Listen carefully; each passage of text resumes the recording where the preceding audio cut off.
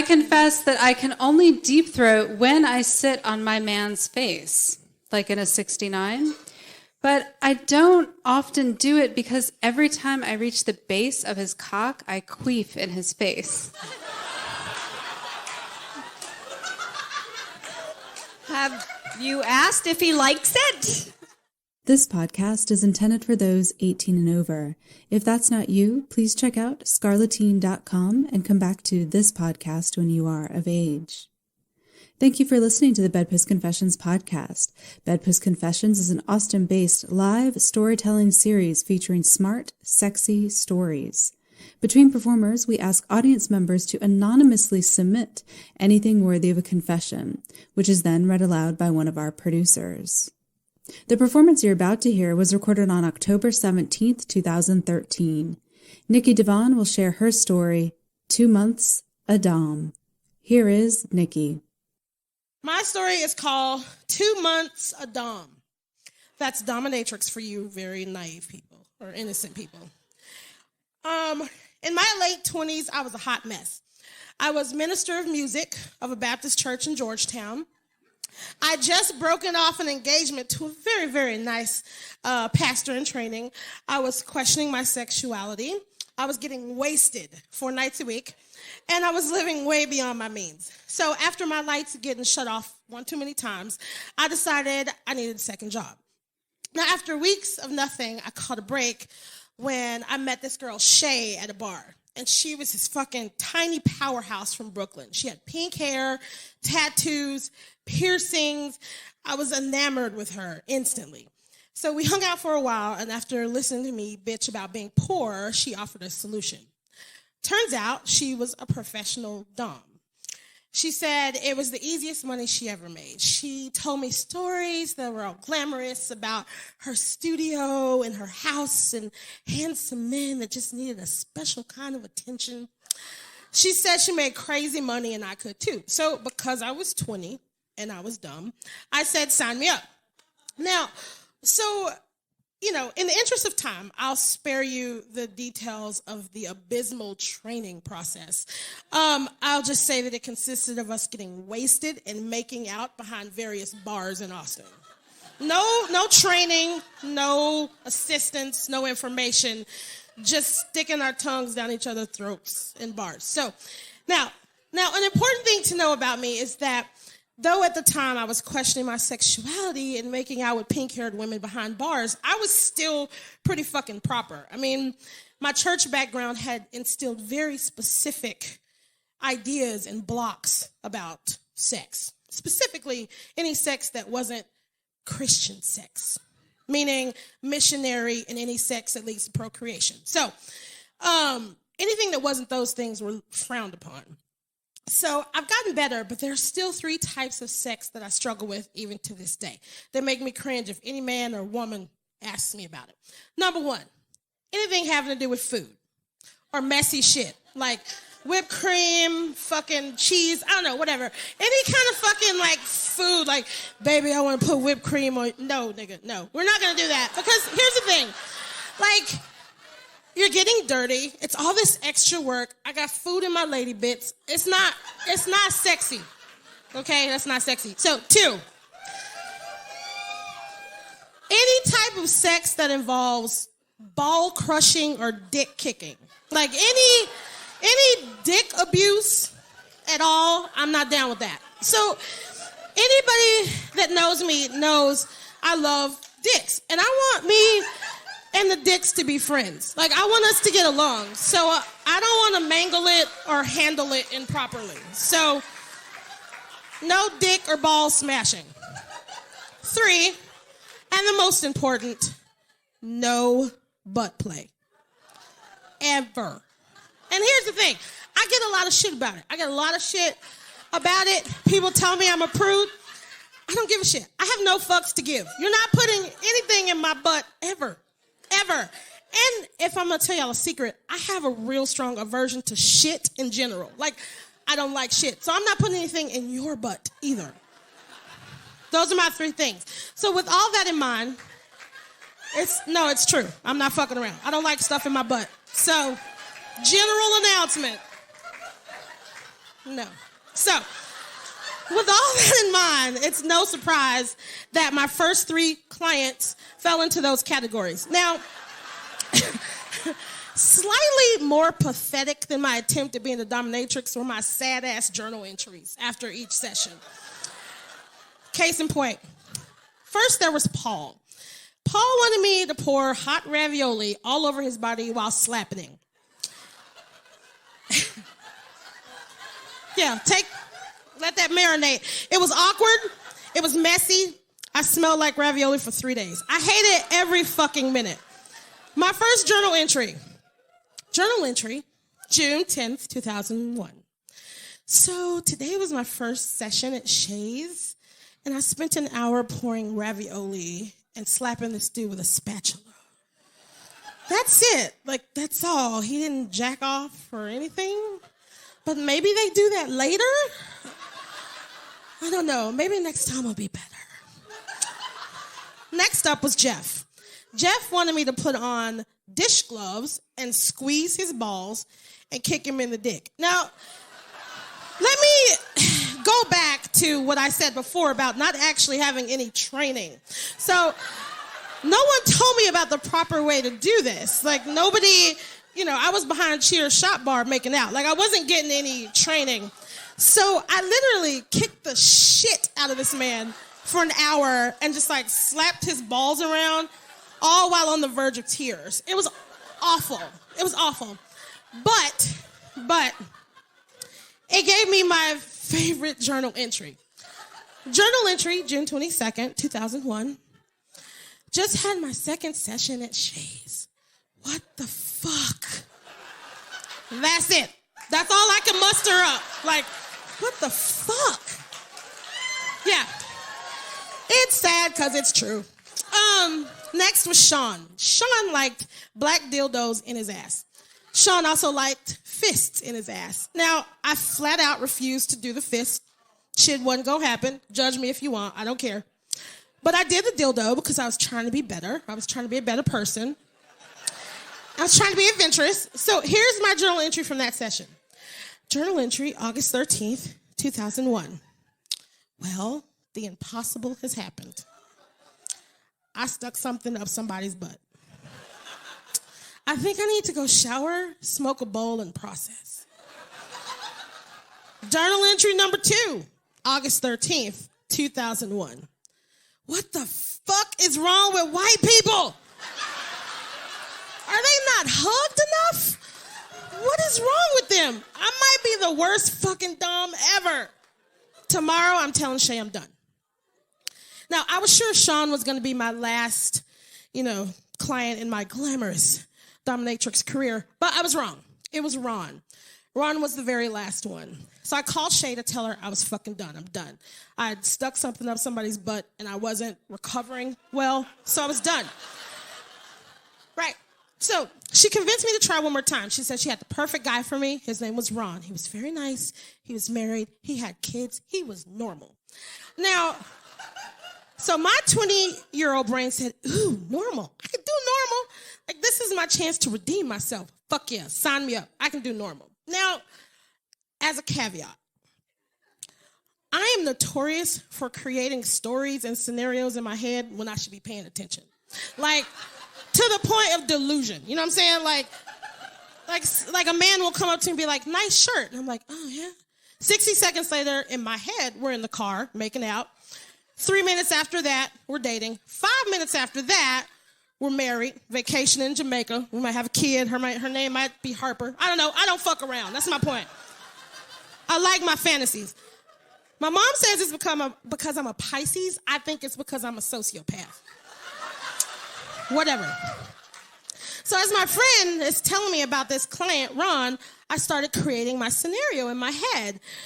I was thinking I'd walk in, I'd shake hands with this very nice older white gentleman with salt and pepper hair, blue eyes, a dimpled butt chin. We'd chat for a bit. I'd tell him about my day and how I hated my sushi that I had for lunch. He would tell me about his wife and how she was cold in bed. His kid would maybe be in college. I don't know. We talk about that. I pictured us becoming fast friends. and going for a drink after. You know what I mean? Like, it never occurred to me that this is not how that works. I mean, leave it to me to turn a sexual transition into an opportunity to meet a BFF. You know what I'm saying? Like, I was trying to make friends. So I snapped back to reality just as she's telling me 3 very important things. 1, buy magazines. All right, check. 2, buy some high heels. That makes sense. 3, masturbate before you go over. Wait, what? Masturbate? What the fuck I gotta masturbate for? You know what? I don't even give a shit. I'm excited. So, fast forward, it's the day of, and I'm ready, but I can't rub one out, right? So, and my imagination is trying everybody. The Rock, Morris Chestnut, Vin Diesel, Tay Diggs. Like, I'm trying everybody. Can't rub one out. I brought out the big guns, Sean Connery. Fuck. He's like 100, I know. But I want him to hunt for my Red October. You know what I'm saying? Like, it is what it is. He's fucking fine. So, anyways, nothing worked. So I went to the session wobbling on some $10 Payless heels with a pussy that was totally unprepared about what was about to happen. Now, when I arrived, he was nothing like my fantasy. He was a giant of a man. He was pot-bellied, wearing a gimp suit, and he had the saddest brown eyes I'd ever seen. And I fucking loved him immediately because I can fix him. I want to fix him. So anyways, you know, therapy. So on the side of the chair, there is a list. Shay had left a bulleted list of instructions for me because she knows that I struggle with paying attention. So instead of reading the entire list, I casually glanced at it. Fuck that. I'm ready to go. Number 1, tell him your name. Mistress blank. Hold out your hand for him to kiss. I am Mistress Nikki? Wait a minute. Was that supposed to be a question? I just lost my earring.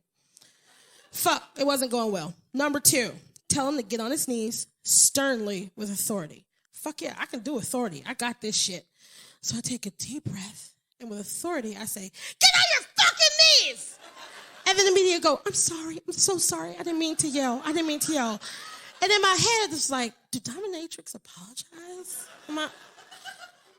So at this point, I'm on the verge of tears, right? So number 3 says, for as long as you like, he is your footstool. Rest your feet on him. Read. Act like he doesn't exist. If he moves or squirms, kick him in the side. Not too hard, but hard enough. If he continues to move, sit on his back and smack him hard on the ass. Very easy. And this is perfect for me because I'm lazy. So I sat down, I propped my legs up, settled in. We sat there silently, and just as my lazy ass was falling asleep, I felt him move under my legs, and I instinctively froze. And then he moved again, and I thought, I can let him get away with a few small movements, right? Like, I don't have to get mad at him right away. But then his moving became more obvious. And so I gently nudged him like, hey, cut that out. Stop that. Come on now. Cut it out. Don't do that. Because I was being stern and authoritative. He waits a minute, and then he fucking squirms again. So this time I say, hey, cut that out now. Now stop it. So I'm talking to him like he's a fucking toddler in Target. You know what I'm saying? Like, the shit is not going well. But he wouldn't stop moving. But then it happened. I kicked him just a little too hard, and he moaned. And it was like this low, guttural, like, ugh. It was so low I almost didn't hear it, so I kicked him again. And he did it again, only louder. Ugh. And out of nowhere, my nipples got hard, and I felt my face flush. Because I was embarrassed, I dug my heels into his hip a little, and I said, hey, shut up. And then this time there was a, and just like that, my panties got wet. Now, 30-something-year-old Nikki is like, fuck yeah, my panties are wet. But 20-year-old Nikki is like, what in the entire fuck is going on? Was I getting turned on? Does this mean I'm a freak? Is being a freak bad? My pussy was totally confused. Now, throbbing, but confused. Wet, but confused. So as I was shifting, I accidentally kicked him again. And there it was again. This time he was going all out. Oh. So I knew what I had to do. The instructions told me. I got up. I calmly walked over. Excuse me. And I sat my 250-pound body, wet pussy and all, on this grown man's back. The sound that came out of his mouth was one of the hottest things I've ever heard in my life. It was like, I can't really mimic it, but I'm going to try. It was like this moan and then a whimper, like,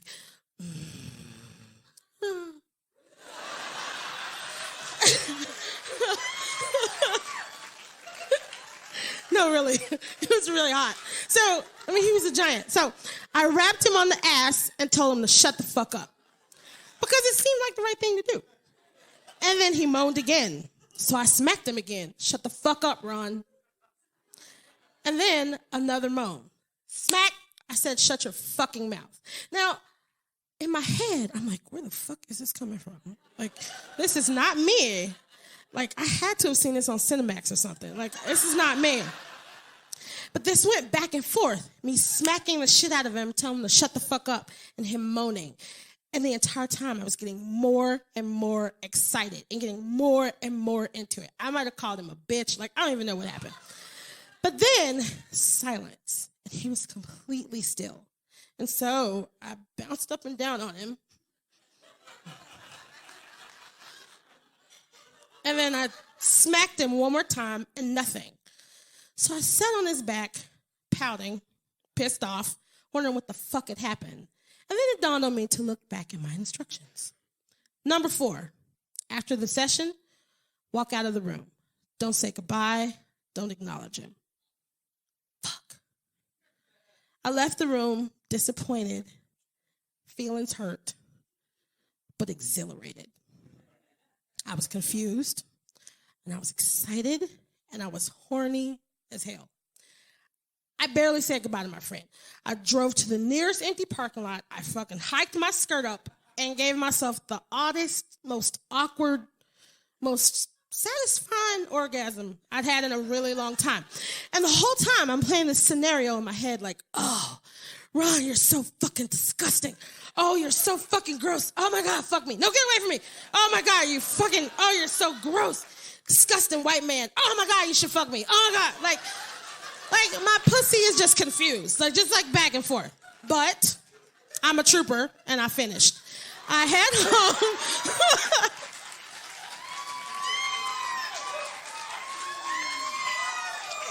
That's for Dad. So I finished up. I drove home in a daze. Now, there's no journal entry for my session with Ron. There's beginnings of the journal entry and then scratches out. And it's I want to keep it a secret from myself until now. So it wasn't safe to tell anybody. And I don't think I learned anything or had any kind of breakthrough or learned anything about my daddy issues. I don't know. I didn't learn anything. But every now and then when I'm at home and I'm sitting, my feet are propped up and I move, I hear that moan in my head. And as if in a daze, I grab my car keys, I go to the nearest empty parking lot, fucking hike my dress up, and give myself a nice, satisfying, awkward orgasm. Thanks.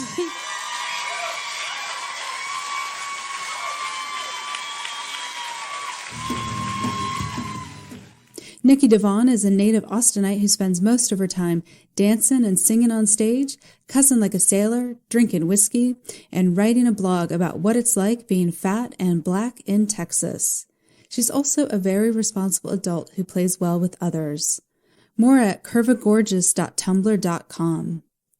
BedPost Confessions is produced by myself, Mia Martina of the I Want Your Sex podcast at miaontop.com, Sadie Smythe of That's What Sadie Said.com, and Julie Gillis of juliegillis.com. Podcast audio production by Ian Danskin at innuendostudios.com and sponsored by Little Shop of O's. For all your sex toy needs, head to littleshopofos.com. You can find links to all of our websites and more information about Bedpost Confessions at bedpostconfessions.com. You can also confess with us at Bedpost Confessions on Facebook and Bedpost Confess on Twitter, where we tweet audience confessions. Chime in and add yours. Until next time, we'll leave you with a few other confessions from the audience. I confess I hooked up with my high and low on the same day on the beach and in the ocean. I made out with a 19-year-old, and that night I slept with a lady that had a 24-year-old son, who also had a son. Yep, she was a grandma. Unknown was her age.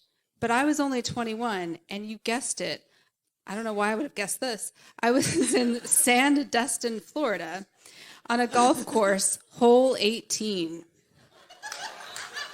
Wowza. I would have never guessed that.